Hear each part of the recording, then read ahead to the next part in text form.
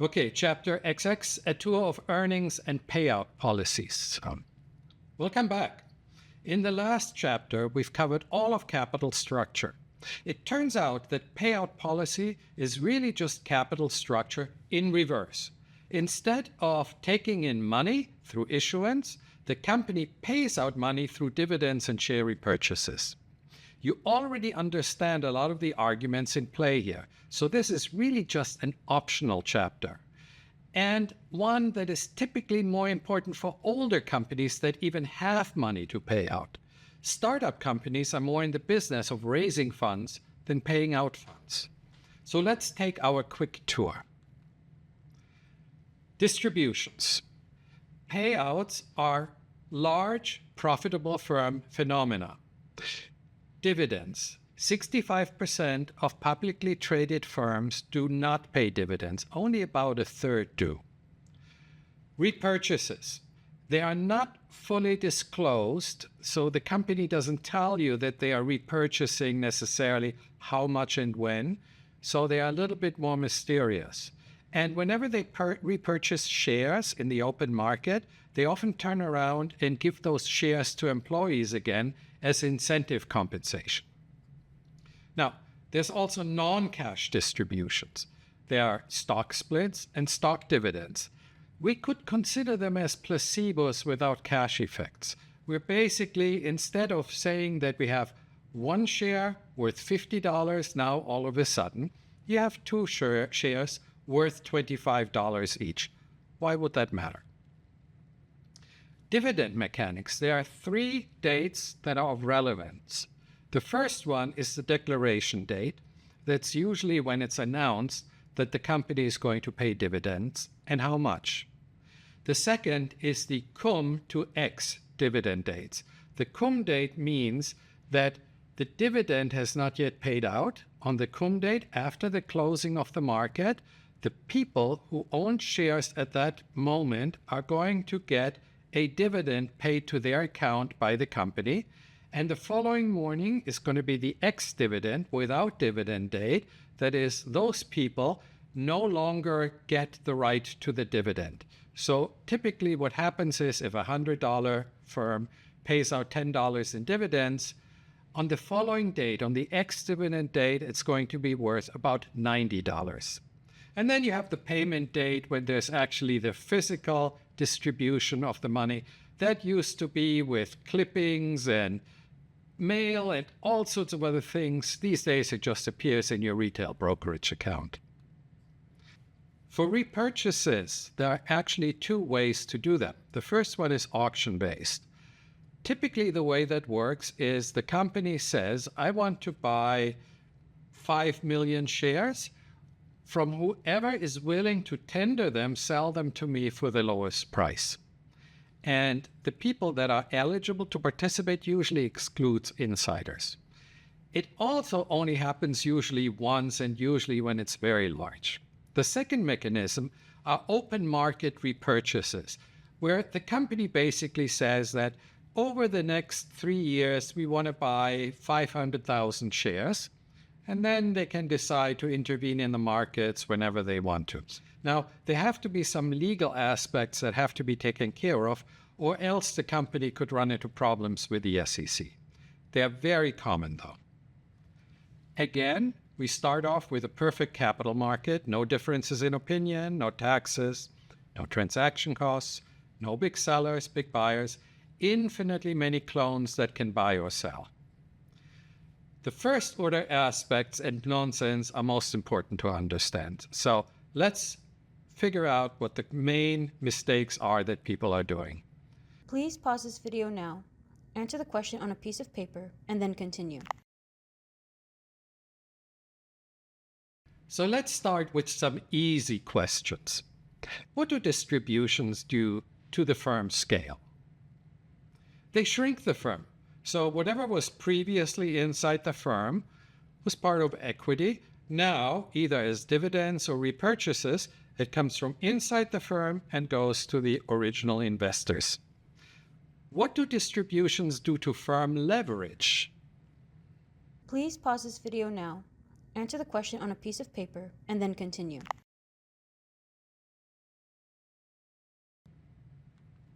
Well, they increase firm leverage. The way to think about this is you've got leverage at the bottom, equity at the top, and what you're paying out comes away from the top. The money that's being owed is still owed to the firm's creditors. In a perfect capital market, what should happen to firm value when a firm announces, not when it pays, when it announces future dividend payments or future repurchases? Please pause this video now, answer the question on a piece of paper, and then continue.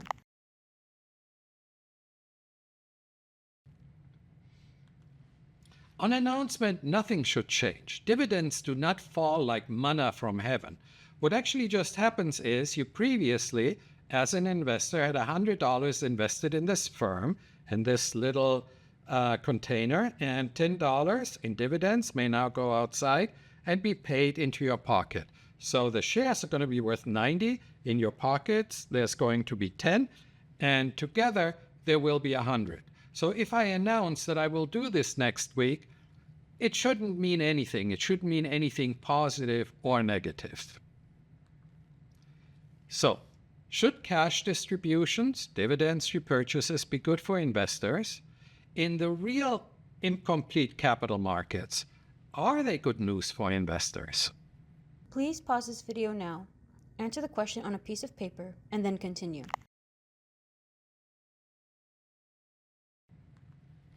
So, yes, in a perfect capital market, they should neither be good nor bad.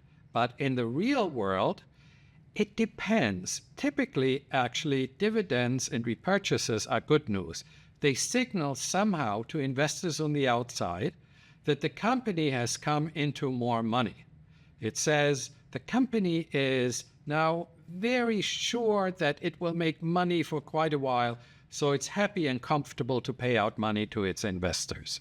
And that's a violation of one of the complete markets assumption, which is that there's no information that's coming out from the actual act. So the violation of the perfect capital market assumption here is that the investors are learning good news about the inside of the company. Okay, let's switch to the investor perspective. Many investors seem to believe that when they take the dividend payments, they're not going to the substance of their firm ownership. So the firm was worth $100. It pays out $10. If they consume the $10, they still have the $90. That's true. However, if the firm never paid out dividends and they just sold, if those $100 were 10 shares, if they sold 1 shares, the investors would still have $90 in investment in the company and $10 in cash. So they can do this without the firm. The dividend clipping approach, I sometimes call the senior citizen dividend approach. It has this weird notion of investment substance which doesn't really hold water in itself. It only holds water if there is something that you learn by the firm being able to pay out dividends, in other words, through the incomplete markets and the complete market violation. Repurchases, non-tendering investors. Do only tendering investors benefit from a share repurchase?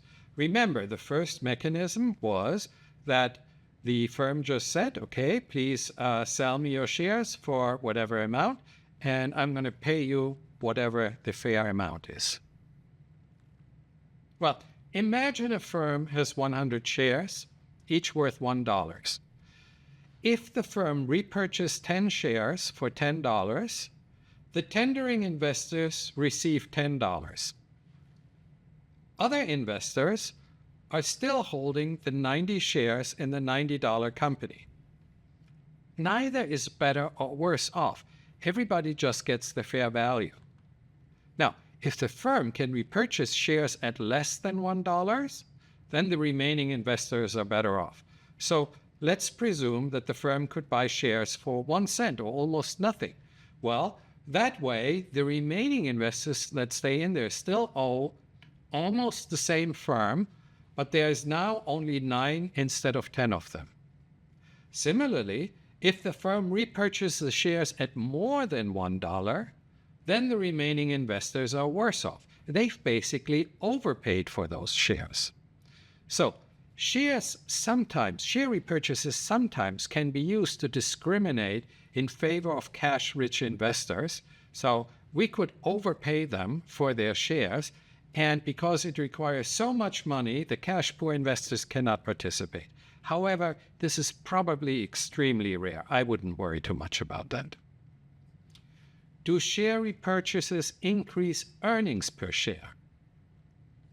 Please pause this video now, answer the question on a piece of paper, and then continue.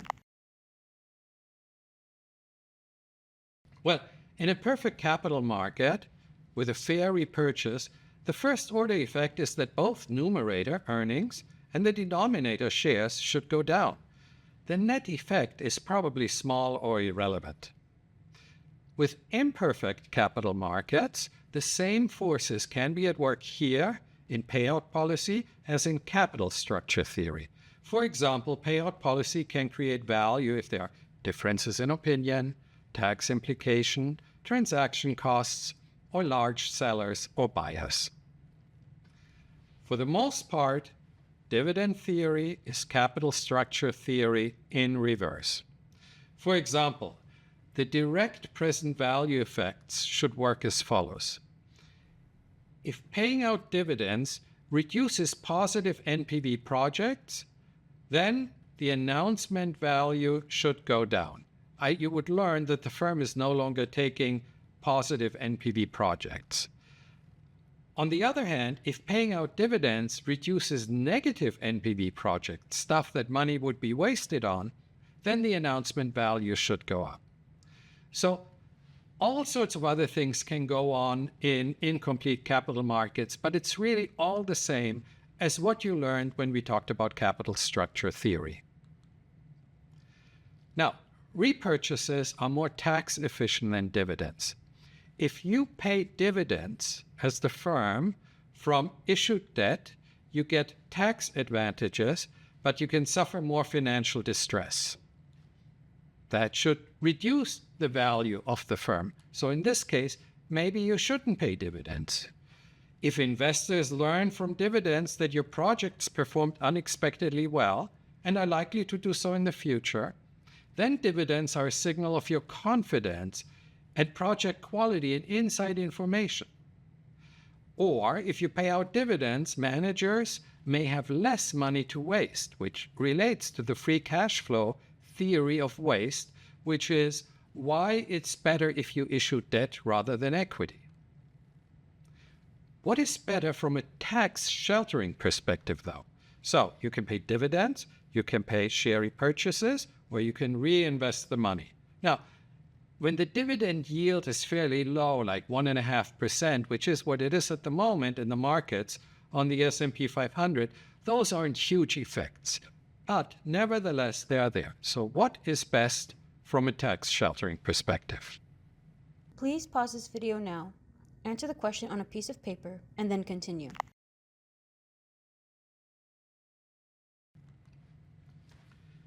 Well, all money that we're going to pay out to shareholders is always taxed first. So it comes from earnings, therefore it's subject to corporate income tax. The only tax that we have to worry about is the investor income tax. Now, repurchases are interesting because there's different investors who have purchased the shares at different prices. You are not going to tender your shares into a repurchase offer if you bought the shares at $10 and they are now worth $1,000, because the $990 would be difficult to shelter. So you abstain. On the other hand, if you bought the shares just recently for $9.99 or $10, then participating is easy because there's very little capital gains and you can shelter those capital gains. In contrast, dividends have to go to all investors, whether there are highly taxed investors or low taxed investors. The only time that the argument about the repurchases doesn't work so well is if you have a concentrated owner like Bill Gates or Elon Musk, because they are so concentrated in there, they may have to just sell their parts, or they end up with too much of the company, more than they would like. And then the final choice is if the company just takes the money and reinvests it instead. In this case, what actually happens is the reinvested money results in more capital gains. And that tends to be even better than dividend payments. So because there is a lower rate on capital gains, tax rate, and the timing at which your investors are going to realize these capital gains is up to your investors. Now, there's also something else called a DRIP, a dividend reinvestment plan. In this case, the company pays dividends. They are therefore taxed on the investor. And then, if you elected to participate in this, they get automatically reinvested again. It seems completely crazy. It seems like this is a mail me a tax obligation plan. I don't know why anybody would want to do this. Now, let's go on a tour of some empirical regularities. Here is the first one. This here is since about 1930, what were the various tax rates in the economy? The first one that you should notice is that from 1940 to 1960, the dividend tax rate was enormous. Look at this. Crazy. In fact, if you got dividends, 90% of the dividends were subject to income taxation. Then for a while under Ronald Reagan, they came down fairly low, and today they're not that far off. So we're still about the same amount for dividends. What about the capital gains tax rate? Well, the capital gains tax rate was always a lot lower, and today is about the same as the dividend tax. What I want you to take away from this is that over history, the tax rates varied dramatically. So sometimes it's hard to draw a conclusion. One thing, though, is clear. Dividends were punishing on investors. Really, between the 40s and the 60s, paying out dividends was crazy. I don't know why investors did that. Another interesting aspect is that if you think about drawing causal influence here, don't. It turns out that the 50s and 60s were wonderful for the US economy. That was sort of the US century, despite the high dividend tax rate. So it's probably a spurious correlation. It's a curiosity, nothing else. Politicians will love to cite these numbers. Oh, look how dividend taxes don't matter because we grew so greatly despite the fact that dividend taxes were very high. Whoops, maybe we should increase them. Politicians love to cite economics when it helps them. However, here it's almost surely purely coincidental. Now, what happened to firm values when firms declared that they would pay out more funds? Please pause this video now, answer the question on a piece of paper, and then continue. On average, their share prices increased.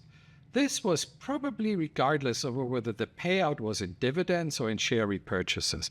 Although it's hard to say because it's very hard to get data for share repurchases. Do not infer from what I'm going to show you that this means that your firm should pay out more. In general, the right rule as an investor is to think about what is your highest net present value project.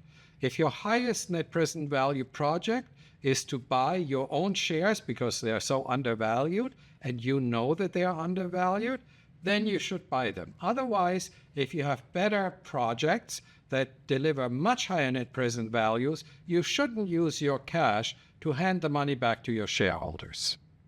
So the empirical evidence is that a dividends announcement tends to be good news. The announcement value increase further over the long term. So here is an event study. And what an event study is we have lined up all dividend announcements, increase announcements, on day 0. So on day 0, typically what happens is that the share price went up by about 0.8%. Because on a typical day, it goes up only by 0.2 to 0.3%. On average, it was really good news that dividends were being paid out. Now, It's highly statistically significant, but also very noisy. Now, relative to the per dollar paid increase, this is actually a very large share increase, a very large value increase. This is called dilution. But the absolute return effect is quite small. And you can see this if you actually look at the distribution of what happens on day 0. And what you can see is that this here is the ordinary day. This here is the announcement day. And you can see that the return is a little bit higher. But there is a huge number of observations where actually this is not necessarily true.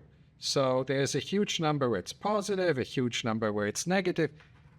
It's really hard to say. But on average, share price went up. This large cross-sectional heterogeneity, some stocks go down, some stocks go up.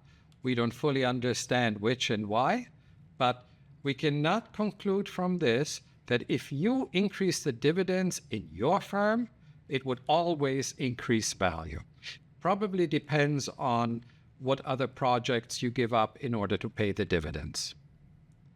Dividend smoothing. Turns out dividends tend to be sticky. That is, repurchase programs, even when they are regular, they are not as sticky as dividends are. And firms do not like to cut dividends from quarter to quarter.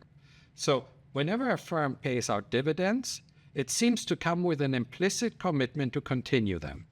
Therefore, they may also serve a signaling purpose. When I pay dividends, I'm sort of telling you that I think I'm going to be able to maintain this dividend for quite a few more quarters or perhaps years. So here are the annual changes. About 50% of all firms leave the dividend where it is, which is at 0. About 3% initiate dividends, about 10% reduce it, about 2% stop it altogether, and 30% will just continue it. Out of those 30%, 7% will have about the same, another 7% will increase it a little bit, and another 15% will increase it by more than a little bit. This particular data comes from 2010 to 2020, but if you take any other decade, it wouldn't look that different. Now, how should you distribute earnings? As dividends or as share repurchases? Please pause this video now, answer the question on a piece of paper, and then continue. Theoretically, either could be better. Empirically, we cannot say it because, again, we don't have exact data when repurchases actually happened. Now, we know that repurchases have been important for decades and they have been rather stable. Dividends have been important for centuries and also stable. Right now, it's about 50-50. They seem to be both about equally important. The aggregate yield, repurchases and dividends, just like bond yields, have come down. Now, other interesting dividend repurchase differences. Executives and insiders can receive dividends, but they cannot sell into share repurchases. So they can only get money if the firm pays dividends. Another thing that we believe is that older investors tend to prefer dividends. They seem to subscribe to the dividend substance coupon clipping approach of dividends. We also know that institutions have preferences. So many fund charters used to require that the funds only hold stocks that pay dividends. They used to call this a prudent man rule. Why it's prudent beats me, but that was just historically the case. Let's look at earnings for a moment. Now, the talking heads are always babbling a lot about their philosophy and anecdotes. They are not running the companies, thank God. Before the year 2000, they babbled a lot about myopia, about how management cared too much only about today's earnings. After 2000, they've been babbling more about the opposite, that managers should care more about today's earnings. So both are possible. The evidence is weak. Either way, I don't know. So giving you some earnings backgrounds on public firms, There used to be about 7,000 firms in the 1990s. 2000s, it had gone down, which is after the dot-com crash. And in the 2020s, we have about 4,500 firms. A little bit more than half the firms are nowadays having positive earnings. The others may be firms that are doing biotech development or computers. That doesn't necessarily mean that they are poorly run or that there's no hope or that they're losing money because of some bad management. And out of those, what is the typical yield that we get? The typical yield nowadays seems to be about 3.3%. So here is a graph of how much of their earnings firms pay out in dividends. And if you look at this, typically firms pay out about 50% of what they earn in dividends. And that's remained roughly stable. Except during the stock market crash of 2008, firms all of a sudden looked at their share prices and said, I can't believe this luck. So look at how cheap our shares are. And they started repurchasing their shares massively with earnings that they had accumulated. What about the dividend price ratio? Well, the dividend price ratio used to be higher. After the 1980s, it has come down consistently and seems to have stabilized between 1.5% and 2% per year. The dividend price ratio, the dividend yield, is the amount of dividends divided not by earnings, but by the share price. So with 1.5% dividend price ratio, the tax consequences are fairly modest. What about this? What about share repurchases and dividends together? Well, if you look at this today, roughly speaking, the dividend payments and share repurchases here are about of equal importance. And then finally, we can graph what is the net payout in terms of share repurchases and dividends compared to earnings. And over the last few years, it seems to have been about even. So as a market, as a stock market, as much money seems to have flown into the stock market as has flown out of the stock market. The number of dividend-paying firms has also stayed roughly the same. So the fraction of all public companies paying dividends troughed in about 1999 at about 20% when the number of public firms was highest. Today, it's back to about 25 to 30%. Again, that's because the number of dividend-paying firms was roughly the same. What has changed over time primarily was how many firms, particularly growth firms that weren't paying any dividends, were actually publicly listed. There's another interesting aspect. When you actually look in periods in which firms that pay dividends are more highly valued, that is, they have higher price earnings multiples, there are more firms that didn't pay dividends that decide to initiate dividends. And conversely, when there are periods in which investors don't particularly seem to value at PE multiples very highly firms that are paying dividends, more firms stop paying dividends and fewer firms start paying dividends. Okay, let's do stock splits now. So stock split before, you may have owned 10 shares for $100 each. The company declares a stock split, say 2-to-1. Now you own 20 shares at $50 each. What's the difference? In both cases, you own 20 times 50 or 10 times 100. It's no difference. So in a perfect capital market, how should stock splits matter? And in the real world, how do stock splits matter?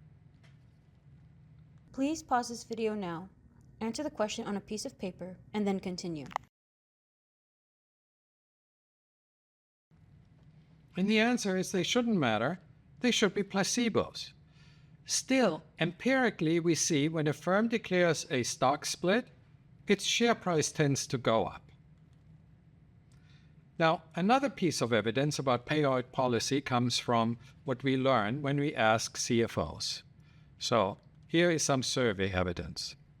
Executives tend to feel trapped by history. So if they paid dividends before, they feel trapped that they have to continue paying dividends.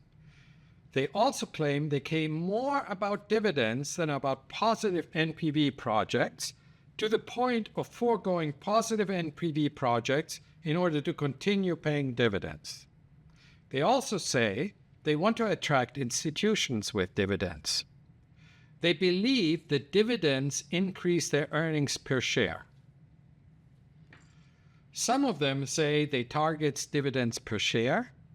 Others say they target the dividend divided by earnings, the fraction of the earnings that are paid out as dividends.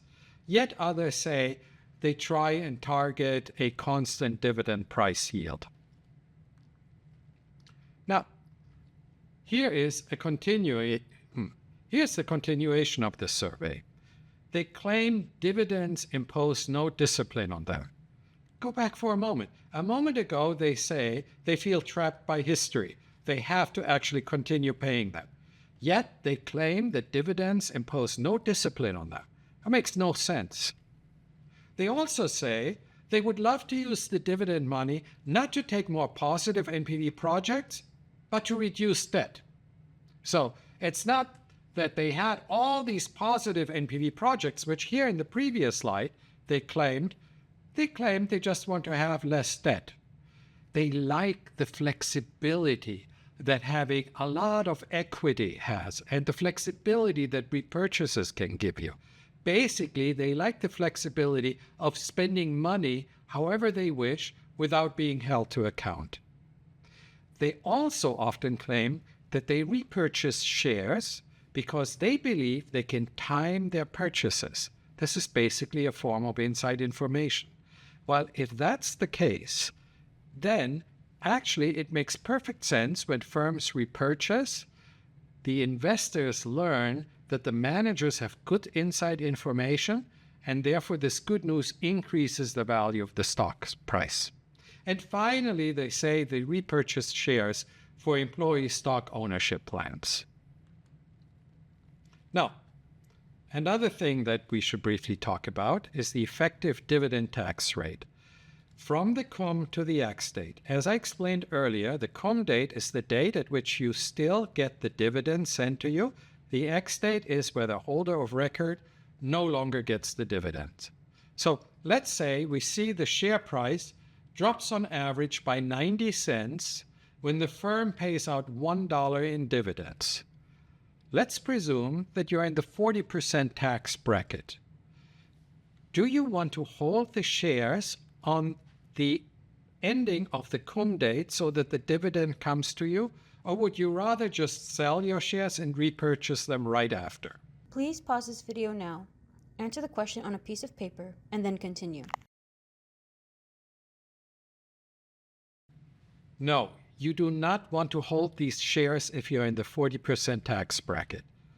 Look, you get $1 in dividends, you're going to lose 90 cents in the value of the shares. In addition, you're going to have to pay 40 cents in dividend tax. So net and net, you are going to lose 30 cents for each $1 in dividend.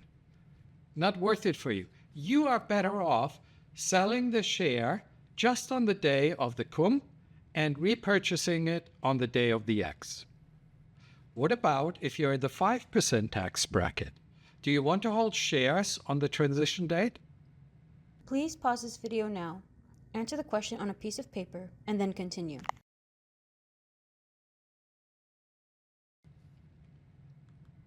Yes. Now you get the $1, you only pay 5 cents in taxes, and you lose 90 cents in terms of the capital value of your shares. So you get those 5 cents in one day. That's a huge amount of money, 5% in one day. So if you're in a very low tax bracket, you want to hold the shares from the cum to the ex date. If you're in a high tax bracket, you do not. The marginal investor has an effective dividend income tax rate of the dividend amount divided by the expected amount of the share price drop. This has historically varied quite widely. The most common configuration, however, has been a highly taxed investor, say about a tax rate of 35 to 40%. The situation in the United States in the mid-2020s. Dividend yields have been below 2% for decades now. Thus, payout policy considerations are less burning now than they were in the more distant past. This will change again in the future. What will be the future dividend tax rates? I don't know. How will dividend and repurchase laws change? What will rising inflation do? What will Trumponomics do? Only the future will tell. So that's it for this video, for Chapter 20 and for corporate payout policy. In our final chapter, we will integrate much of what you learned in this course by discussing how to put all of this knowledge together into a so-called pro forma. Unfortunately, pro formas are always very company-specific, so that chapter will perhaps be less useful than everything that you have learned so far. See, what we have done so far tended to be generic, it tended to be general. It was knowledge that applies to every company. It will always help you. For pro forma, what you mostly learn is about one particular company. In any case, if you end this book now, you will have learned 99% of what this book has to teach, and probably 90% of what finance as a professional discipline has to teach. So you should be in good shape now. I hope you learned a lot and enjoyed it too. So, see you soon. Bis bald. And so the princess lived happily ever after on her dividends from her investment portfolio.